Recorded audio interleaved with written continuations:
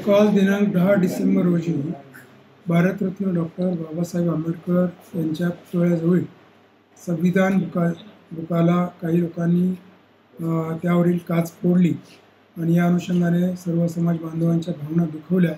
त्या ठिकाणी रस्ता रोको करण्यात आला।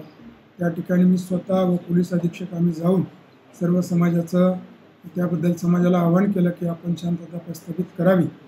आज रोजी देखील काही ठिकाणी दगडफेक झाली, काही ठिकाणी रस्ता रोको झालेला आहे, तरी पुरेसा पोलीस बंदोबस्त आपला उपलब्ध आहे। या अनुषंगाने संबंधित जो आरोपी आहे त्याला आपण अटक केलेली आहे, गुन्हा देखील दाखल झालेला आहे। आज जी काही निवेदने माझ्याकडे वेगवेगळ्या संघटनांच्या माध्यमातून प्राप्त झालेली आहे त्यामध्ये प्रमुख मागणी आहे की जो काही आरोपी अटक केलेला आहे त्याला कठोर शासन व्हावं आणि त्याच्या मागे जो कोणी मास्टर माइंड कोणी व्यक्ती संस्था असेल त्यावरती देखील कारवाई करावी, अशा स्वरूपाची मागणी संघटनांनी केलेली आहे। त्याचबरोबर पुतळ्याला 24 तास संरक्षण मिळावं, त्या ठिकाणी बॅरिकेडिंग करावं अशी मागणी आपल्याला प्राप्त झालेली आहे। संपूर्ण पोलीस बंदोबस्त आता रस्त्यावरती आहे। SRPFची पण टीम लवकरच आपल्याला प्राप्त होत आहेत। वरिष्ठांना आपण अहवाल दिलेला आहे। सध्या परिस्थिती नियंत्रणाखाली आहे।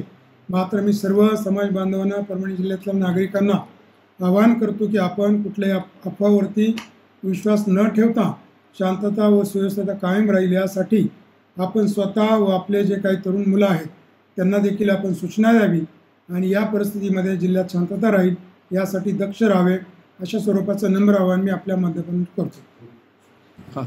या अनुषंगाने बऱ्याच ठिकाणी जाळपोळ दगडफेक झालेली असल्यामुळे, काही गाड्यांची नासधूस केलेली असल्यामुळे पोलीस अधीक्षक यांच्या अहवालाच्या अनुषंगाने परभणी जिल्ह्यामध्ये आपण जमावबंदीचे आदेश कलम 144 नवीन कलम 163 प्रमाणे लागू केलेले आहेत।